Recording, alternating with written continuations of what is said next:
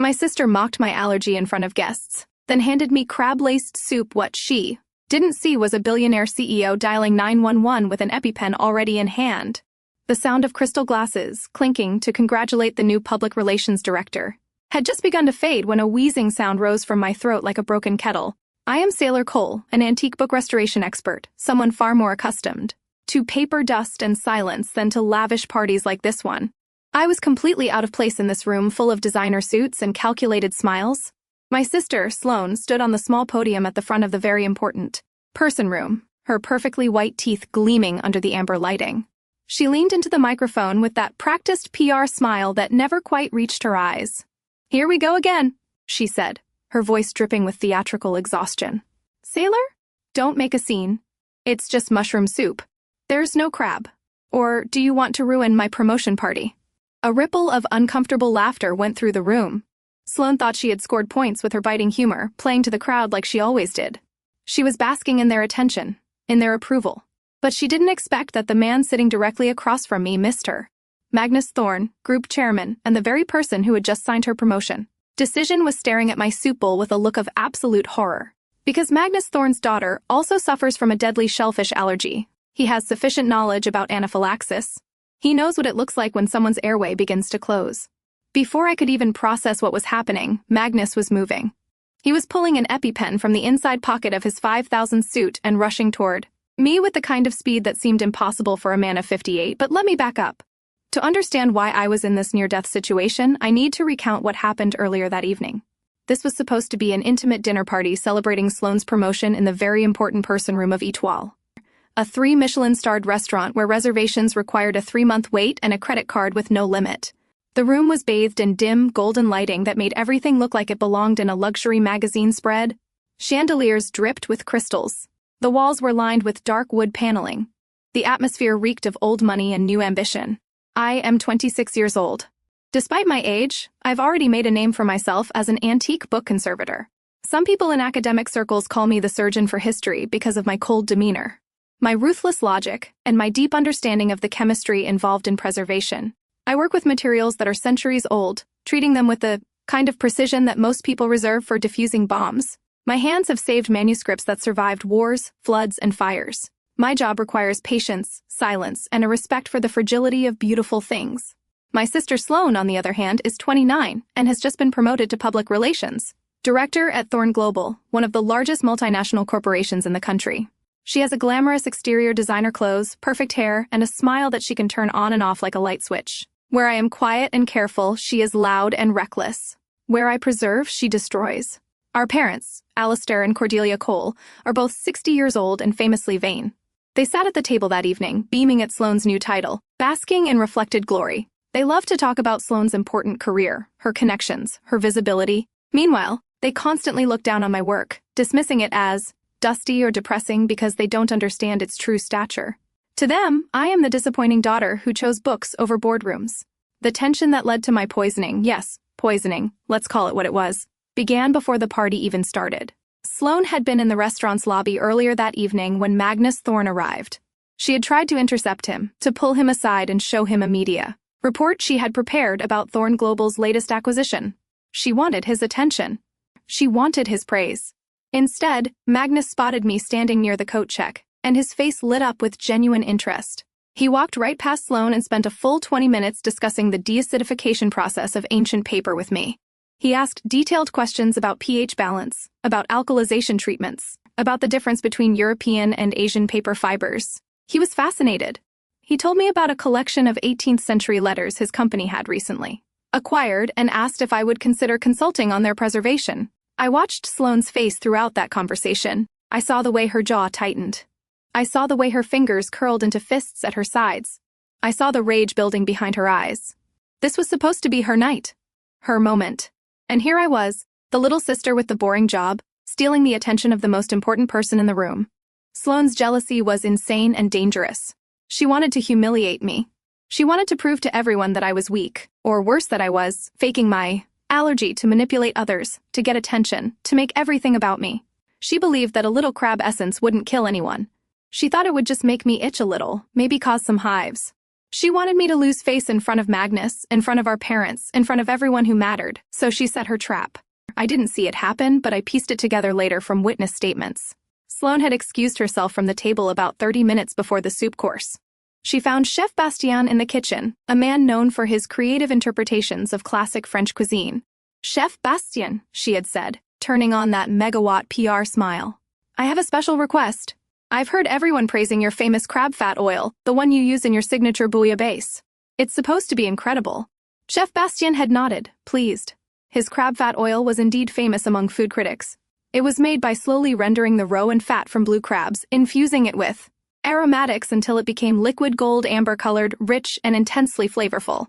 "I was wondering," Sloane continued, "if today, on this important day for me, I could experience something special. Could you add just a touch of that crab oil to the truffle mushroom soup? I think the combination would be extraordinary, novel, unexpected."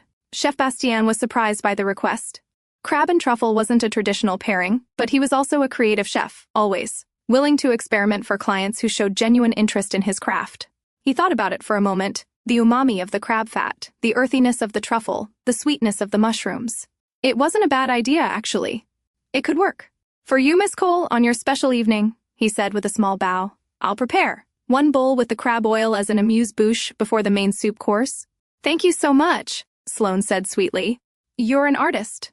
What Chef Bastien didn't know, what he couldn't have known, was that there was a conspiracy behind the request. He had no idea that Sloane had a sister with a life-threatening shellfish allergy. He had no idea that the bowl he was so carefully preparing would be used as a weapon. When the soup arrived, it was beautiful. The waiter, a young man named Andy, placed the bowls carefully on the table. Mine had those gorgeous reddish-brown oil swirls on top, catching the candlelight and shimmering like melted copper. Sloane leaned over to me, her voice soft and sisterly. "I asked Chef Bastien to add a little smoked chili oil and pine mushroom extract to yours," she said. "I know you find rich food overwhelming sometimes, so I thought this would make it easier for you to eat. The chili adds a nice warmth without being too heavy. I should have known better. I am a cautious person by nature. It's part of what makes me good at my job.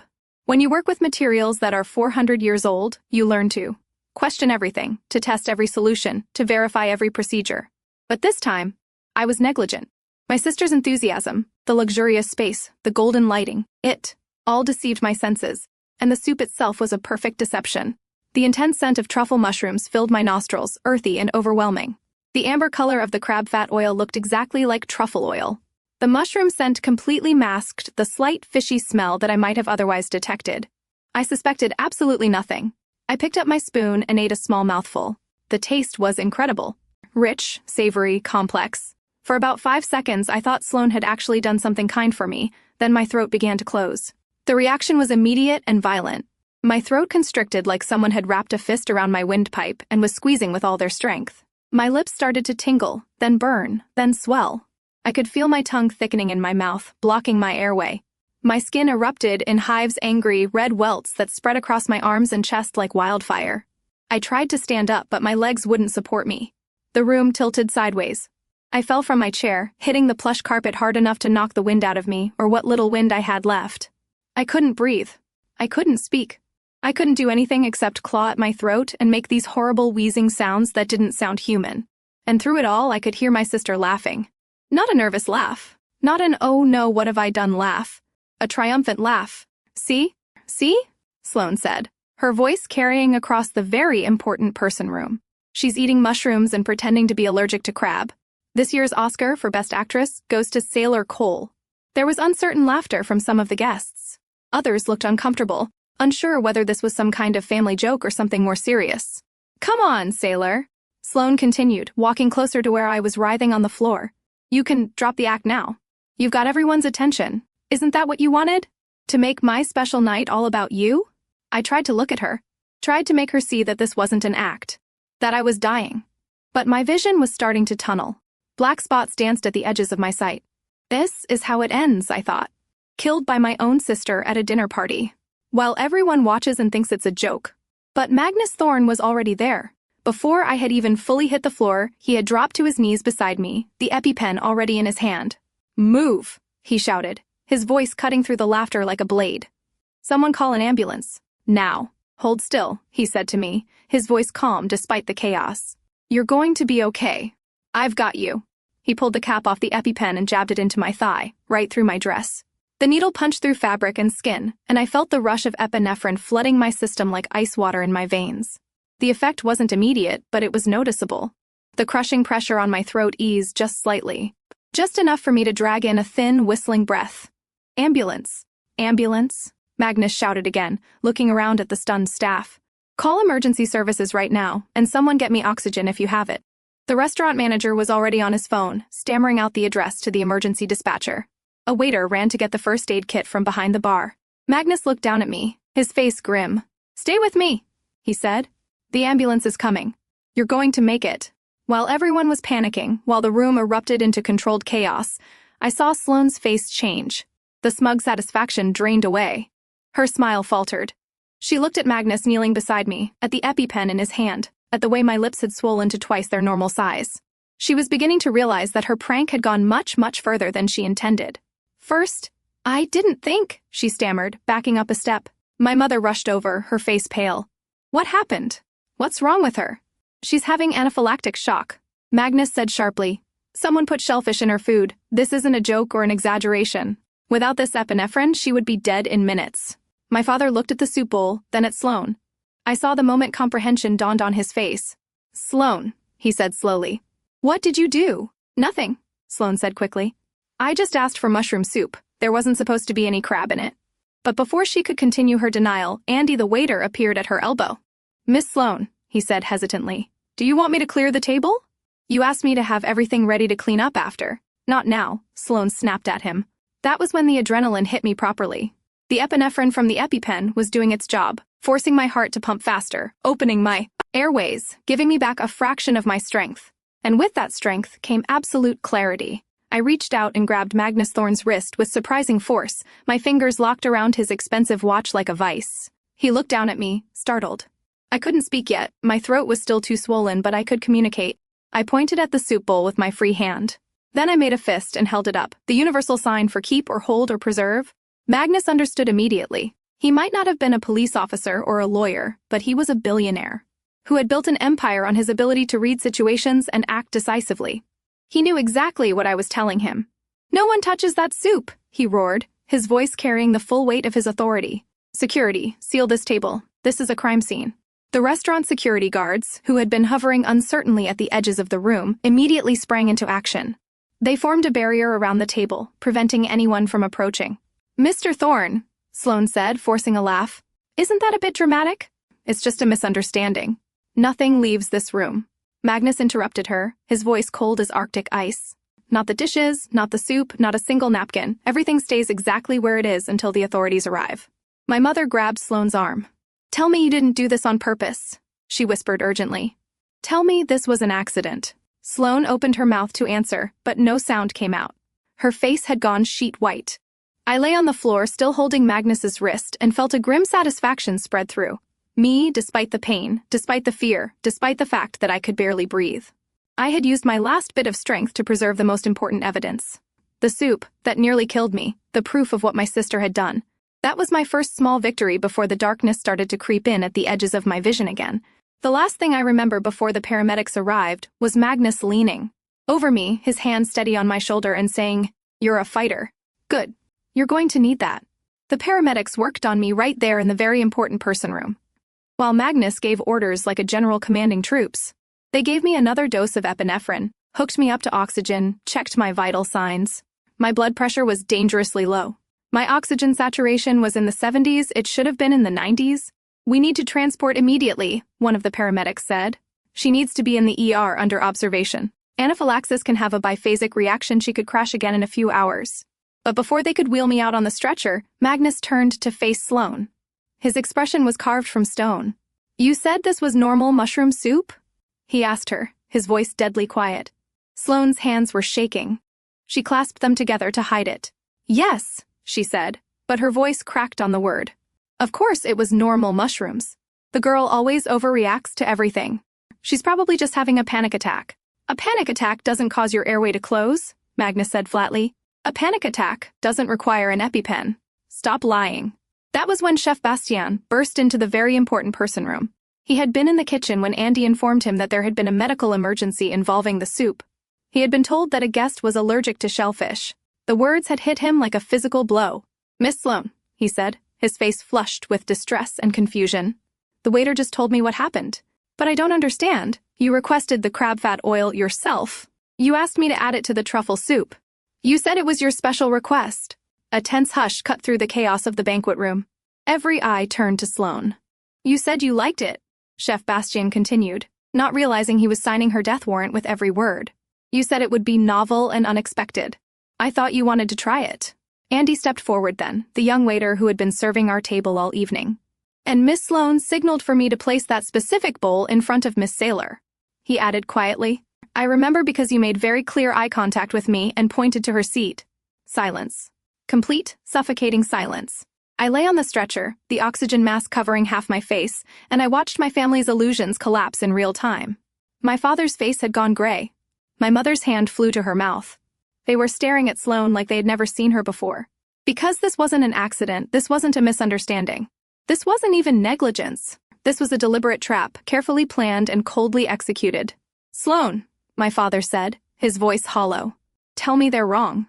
Tell me you didn't do this on purpose." Sloane looked around the room wildly, like a cornered animal searching for an escape route. "I just thought, she always makes such a big deal about her allergy. I thought if she just had a tiny bit, she'd realize she's been exaggerating all these years. I thought it would just make her a little uncomfortable, maybe get some hives. I never meant for it to be this serious." "You never meant to almost kill your sister?" Magnus said, his voice sharp enough to cut glass. "Is that your defense? It was supposed to be harmless." Sloane's voice was rising now, becoming shrill. "She's always been so dramatic about everything. I just wanted her to stop being the center of attention for once. This is my night, my promotion, and she has to make it all about her and her stupid allergy." "Shut up," my father said. I had never heard him speak to Sloane that way before. In our family, Sloane was the golden child, the one who could do no wrong. My father's harsh tone shocked everyone into silence. "We need to leave," one of the paramedics said urgently. "Her condition could deteriorate. She needs to be in a hospital." They started wheeling me toward the door. As I passed my family, I looked each of them in the eye. My mother was crying, her perfect makeup running down her cheeks. My father looked like he had aged 10 years in the last 10 minutes, and Sloane looked terrified. Good, I thought. Be terrified. The most sophisticated toxicity doesn't come from slaps or obvious violence. It comes from actions that are sugar-coated in the name of care. When someone deliberately tests your safety boundaries when they play with your life and call it a joke, they aren't joking. They're showing you exactly who they are. I had spent 26 years being the understanding younger sister. The quiet one, the one who didn't make waves or cause scenes. The one who accepted being overlooked, underestimated, and dismissed because keeping the peace was easier than fighting back. But as those ambulance doors closed and the sirens started wailing, something fundamental shifted inside me. Sloane wasn't just jealous.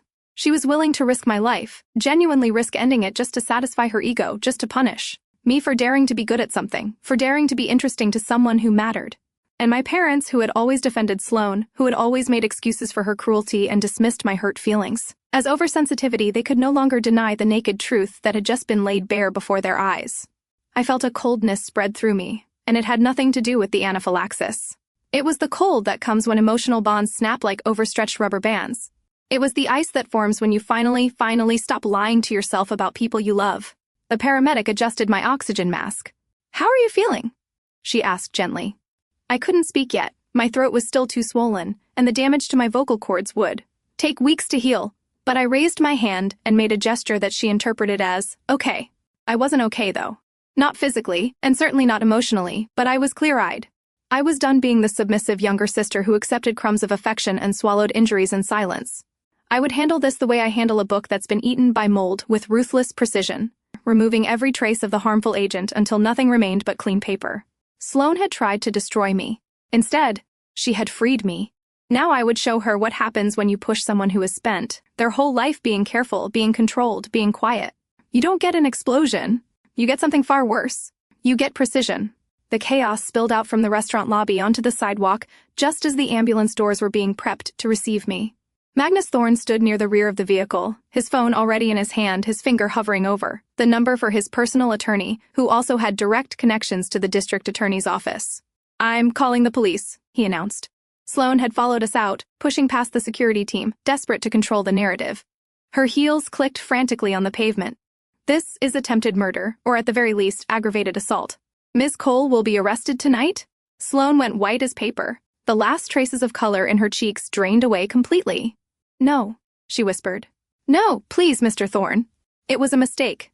I didn't mean... You admitted to deliberately contaminating your sister's food with a substance you knew she was deathly allergic to, Magnus said coldly. You did this at a company event, using company resources, while representing Thorne Global as our new PR director. If I call the police right now, you'll be in handcuffs before midnight. Your career will be over before it begins. And given the premeditated nature of this attack, you're looking at serious prison time. My mother grabbed Sloane's arm, her face crumpling. Oh, my sweet girl, what have you done? What have you done?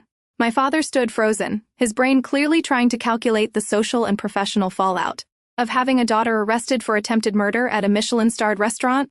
The scandal would be enormous, inescapable. But I saw something else happening. I saw the way Magnus's hand tightened on his phone. I saw the way the other dinner guests were hovering nearby, their phones out, probably already texting their friends about the drama. I saw the restaurant manager wringing his hands, clearly terrified about the publicity nightmare this would create. And I saw my opportunity. Despite lying on the stretcher with my throat still swollen and my voice reduced to a hoarse rasp, I raised my hand. I clawed the oxygen mask down from my face. Ma'am, please, keep that on, the paramedic insisted, trying to replace it. You need the oxygen. I pushed her hand away weakly but firmly. Wait. I managed to croak out. The single word felt like swallowing broken glass. Magnus turned to look at me, surprised. Everyone went silent, straining to hear what I would say. I looked directly at Magnus, my eyes clear despite everything my body had just been through. Don't. Call the police. Yet, I said. Each word a physical struggle. The paramedic was checking my monitors anxiously. Arresting the PR director will cause Thorne Global's stock to plummet? I don't want to affect your assets. I took a ragged breath. My lawyer. We'll handle it. Tomorrow. The relief that flooded my family's faces was almost comical. My mother let out a sob of gratitude. Oh, Sailor. Thank you. Thank you. You're such a good girl. Such a good sister. My father's shoulders sagged. We'll work this out as a family. We'll sit down tomorrow and talk through everything calmly. And Sloane? Sloane looked at me with a mixture of relief and contempt. I could read her expression clearly. She thinks I'm weak. She thinks I'm too scared to press charges. She thinks family loyalty will win out in the end. Sailor, she said, stepping closer to the ambulance, her voice taking on that sweet, manipulative tone she uses when she wants something. I know you're upset right now, and you have every right to be. But we're sisters. We're family. We can work through this together. Maybe some therapy, some family counseling. I held up my hand to stop her. When I spoke again, my voice was a breathless whisper, but crystal clear. My lawyer will contact you with the terms. Terms? Sloane blinked, confused. For the settlement, I clarified, fighting the urge to cough. You're going to pay for what you did. Every penny. Her face hardened. You're going to sue me? Your own sister? Would you prefer prison?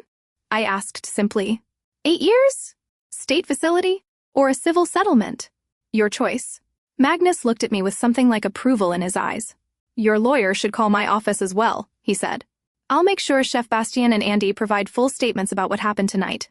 Thorne Global will cooperate completely with any legal proceedings. Thank you, I whispered. Don't thank me, Magnus said quietly. You saved yourself tonight. Preserving that evidence was smart. Most people in your situation would have been too panicked to think clearly. I work with fragile things, I said, finally allowing the paramedic to replace the mask. I know how to protect them. We really need to go now, the paramedic said firmly, signaling the driver. She needs to be under medical supervision. As the ambulance doors started to close, I took one last look at my family standing on the sidewalk. They thought I had shown mercy. They thought I had chosen family over justice. They thought I was still the same quiet, accommodating sailor who always put their needs before her own. They were wrong. I needed time. Time to build an airtight case. Time to let them relax their guard. Time to gather every piece of evidence that would make what came next absolutely undeniable. Sloane thought working with a lawyer tomorrow meant some gentle negotiation, maybe a small payment to smooth things over, maybe an apology that would let us all move on and pretend this never happened.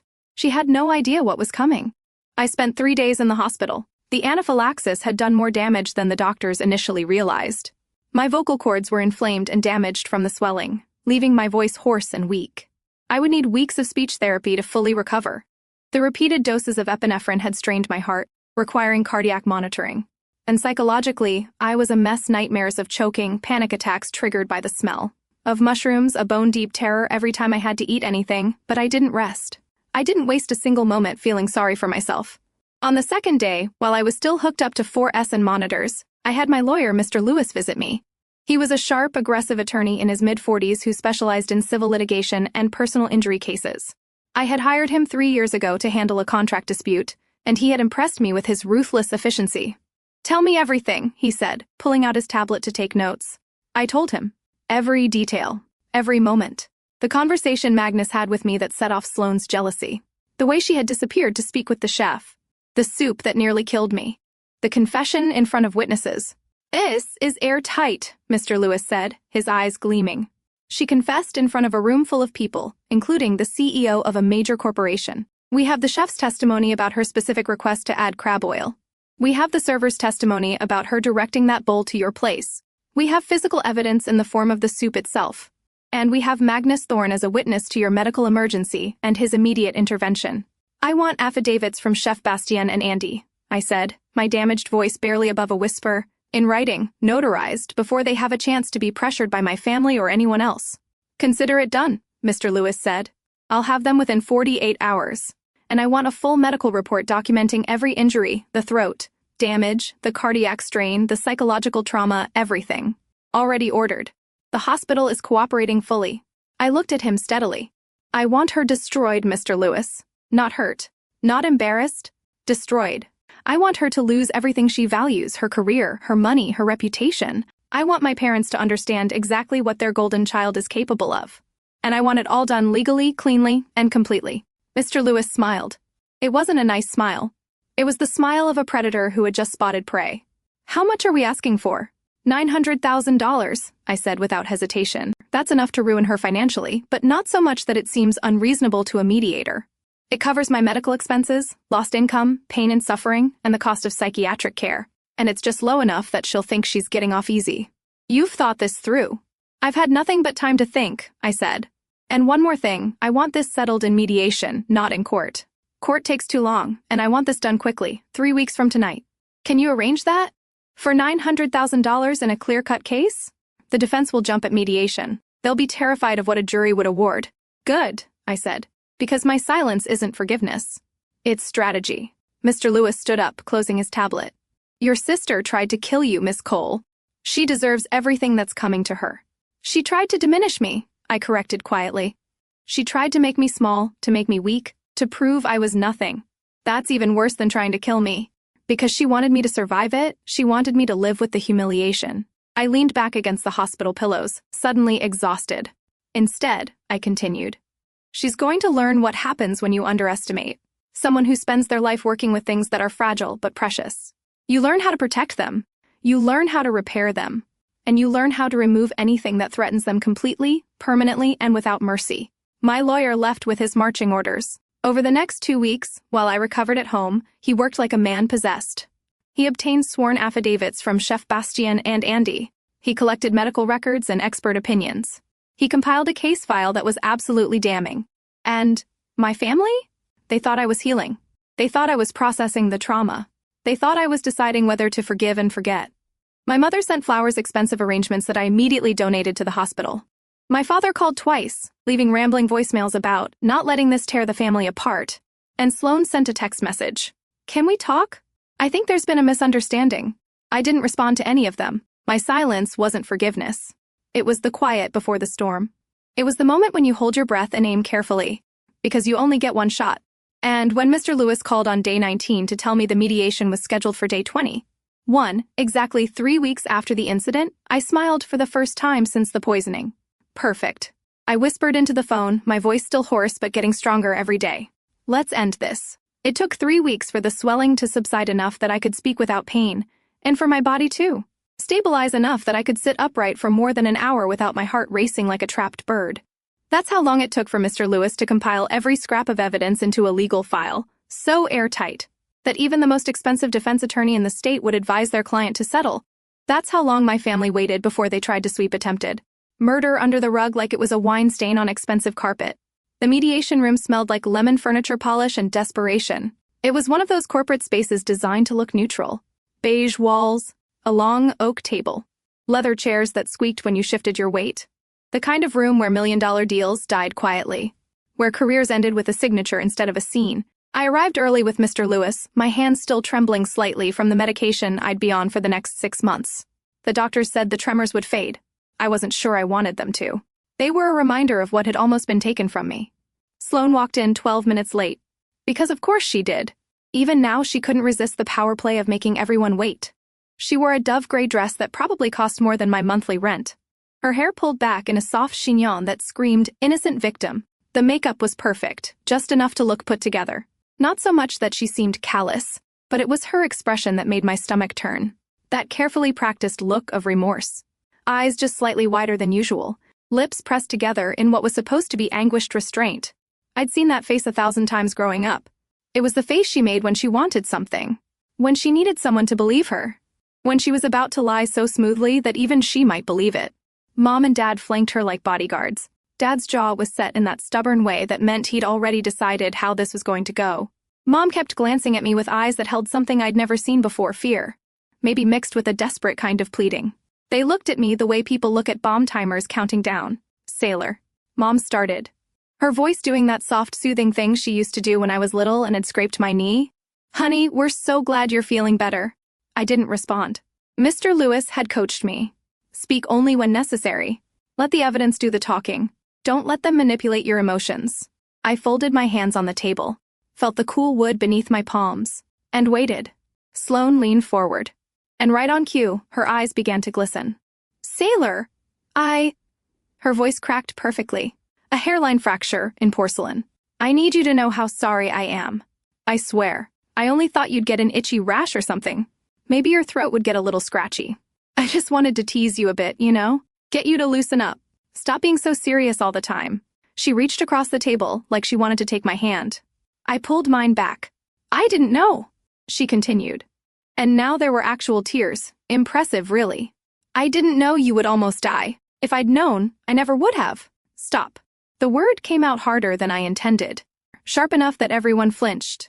My mother jumped in immediately. Her own version of damage control. Sailor, please. Your sister made a mistake. A terrible mistake. But she didn't mean for things to go this far.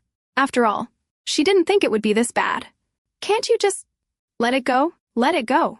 As if my sister hadn't watched me convulse on a restaurant floor? As if she hadn't put crab fat oil into my soup and then sat there, wine glass in hand, waiting to see what would happen. As if I didn't think it would be this bad was somehow a defense for poisoning someone. Dad cleared his throat, his voice taking on that paternal weight that used to make me fall in line as a kid. Sailor, I know you're angry. You have every right to be. But at the end of the day, no matter what happens, we are your only family, aren't we? Family forgives. Family moves forward. Something inside me cracked, but not the way they wanted. I felt it in my chest. That final tether snapping clean. The obligation. The guilt. The desperate childhood wish that someday they'd choose me first. All of it fell away like dead weight. My voice came out shaking, but not from weakness. From rage. From grief. From the sudden, dizzying clarity of someone who'd just stepped out of a burning building and could finally see the sky. No. Sloane's perfectly crafted expression flickered. No, I don't want a family like this. I looked at each of them in turn. Sloane with her designer victimhood. Mom with her enabler's desperation. Dad with his patriarch's entitlement. I absolutely will not let it go. The silence that followed was so complete I could hear the wall clock ticking. Mr. Lewis chose that moment to open his briefcase. The snap of the lock sounded like a judge's gavel. Miss Cole, he said, addressing Sloane with the kind of clinical coldness that made it clear there were no diminutives here. No sisterly nicknames. No family ties that would soften what came next. You are a PR director. You've built a career on understanding optics, on manipulating narratives, on knowing exactly how actions will be perceived. He pulled out a document, slid it across the table.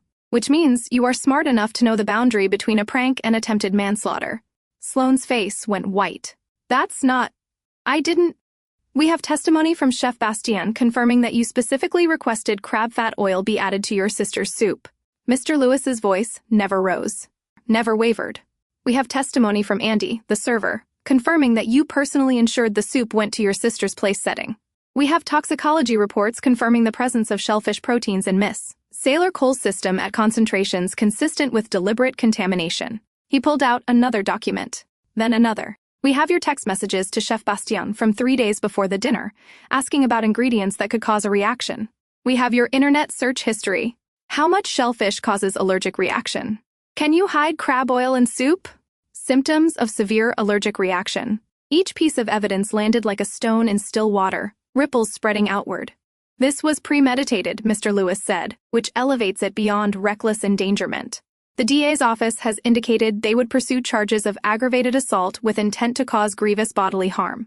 Given the evidence of planning, you're looking at 8 years in a state correctional facility. The color drained from my parents' faces. Sloane started shaking her head, fast, frantic.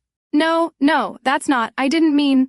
Alternatively, Mr. Lewis continued, his tone shifting just slightly, like a door opening a crack. My client is willing to settle this matter civilly. We will forego criminal prosecution in exchange for full compensation for medical expenses, pain and suffering, emotional distress, and punitive damages. Dad found his voice. How much? Mr. Lewis looked at me. I gave him the smallest nod. $900,000. The number hung in the air like a guillotine blade. That's insane. Sloane's careful composure shattered completely. I don't have that kind of money. Nobody our age has that kind of. You have a 2-bedroom apartment in Riverside Heights, valued at approximately $400,000, Mr. Lewis recited without looking at notes. You have jewelry, a vehicle, investment accounts. Your parents have retirement funds, home equity. He leaned forward. The alternative is prison time, a criminal record, and civil liability that could follow you for decades. This settlement includes a comprehensive release of liability and a non-disclosure agreement that protects your reputation. You get to keep your freedom and whatever dignity you have left. Mom's hand flew to her mouth. Dad stared at the table like the wood grain might rearrange itself into a solution. Sloane looked at me. Really looked at me. Maybe for the first time in our lives.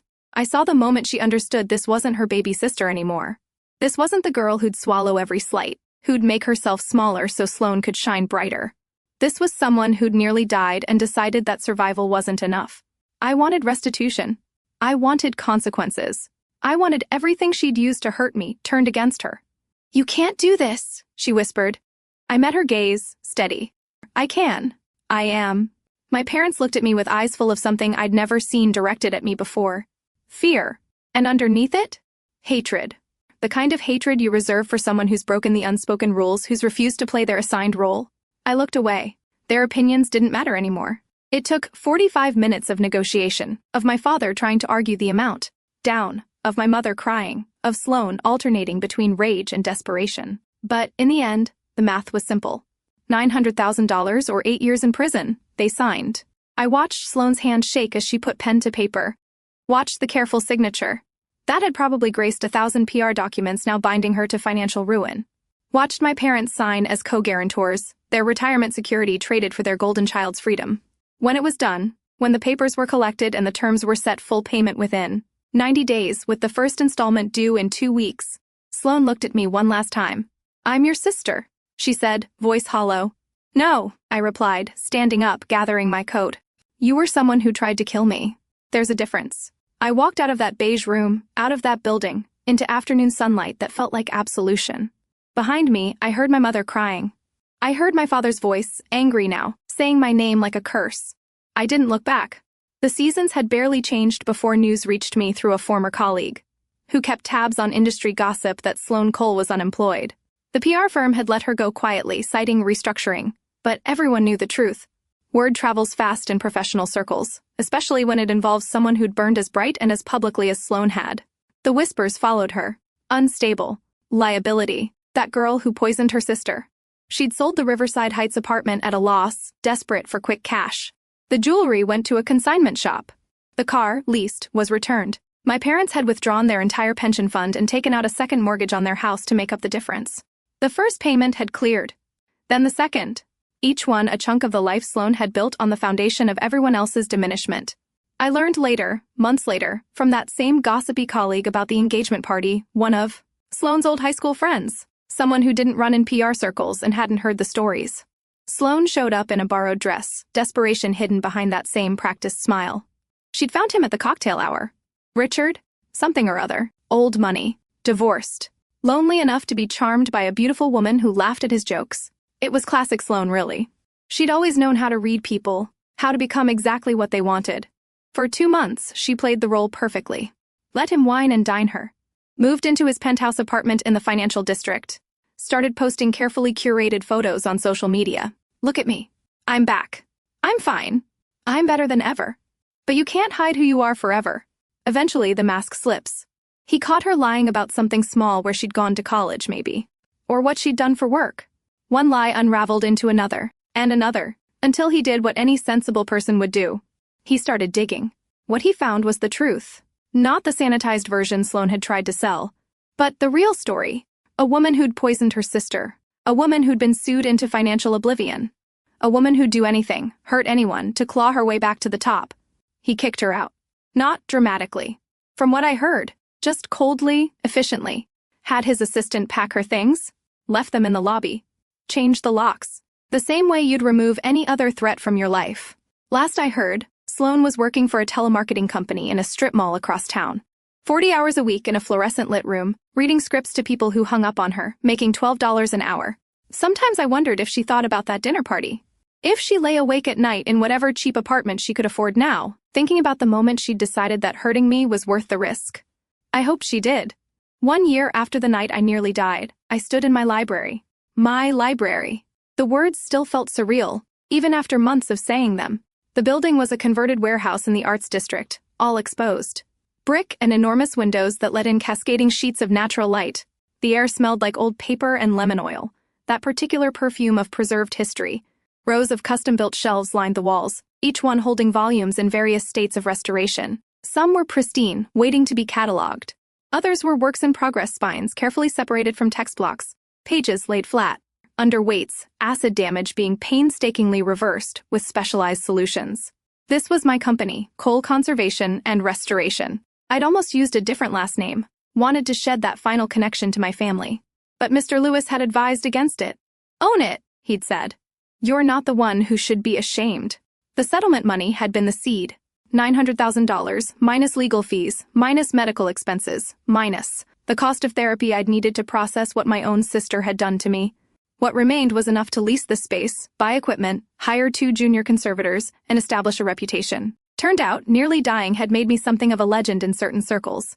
The book conservator who'd almost been murdered, who'd survived and built an empire. It was morbid, maybe, but I didn't mind. People remembered me. People hired me. And Magnus Thorne had opened doors I'd never imagined walking through. He'd visited a month after the mediation, showed up at my tiny studio. Apartment with a contract already drawn up, my entire heritage library. He'd said simply, 400 years of Thorne family documents, first editions, personal correspondence. I want you to preserve them. I'd asked why. Why trust me with something so valuable? His answer had been characteristically direct. Because you understand that some things are worth saving, and some things need to be cut out, like cancer. You know the difference. That contract alone was worth $200,000 a year for the next 5 years. It had given me credibility, attracted other high-net-worth clients, allowed me to expand faster than I'd dreamed. Now, a year later, my company was valued at $2.5 million. I walked through the library, trailing my fingers along spines, feeling the texture of leather and cloth and vellum. Each book was a small universe, a preserved fragment of someone's thoughts, someone's world. Some were damaged when they came to me, water stains, mold, pages eaten away by time and neglect and acid. I fixed them, carefully, methodically, with patience and precision. I reversed the damage, stabilized what could be saved and when necessary, made the hard decision to let go of what was too far gone. It was meditative work, solitary work, the kind of work that suited someone who'd learned that not all relationships could be repaired, that sometimes the healthiest thing you could do was seal away the toxic elements and build something new. My junior conservators, Emily and David, were in the back room working on a collection of 18th century letters. I could hear Emily's soft humming, the rustle of tissue paper, the quiet industry of people who loved what they did. I'd built this, not with family money or family connections, but with the compensation for nearly being murdered. Every shelf, every tool, every carefully restored page was proof that I'd taken the worst thing that ever happened to me and alchemized it into something beautiful. My phone buzzed. A text from Mr. Lewis. Final payment cleared. Case officially closed. The third and final installment. Sloane's debt, or rather my parents' debt on Sloane's behalf, was paid in full. I stared at the message for a long moment, waiting to feel something. Triumph, maybe. Or closure. Instead, I just felt quiet. I walked to the window, looked out at the city. Somewhere out there, Sloan was probably sitting in a telemarketing cubicle, reading a script, being hung up on. My parents were probably in their mortgaged house, resenting me, telling each other I'd overreacted, that family should forgive. They were wrong, but it didn't matter anymore. Their opinions were like voices from a country I'd emigrated from, distant, irrelevant, someone else's problem.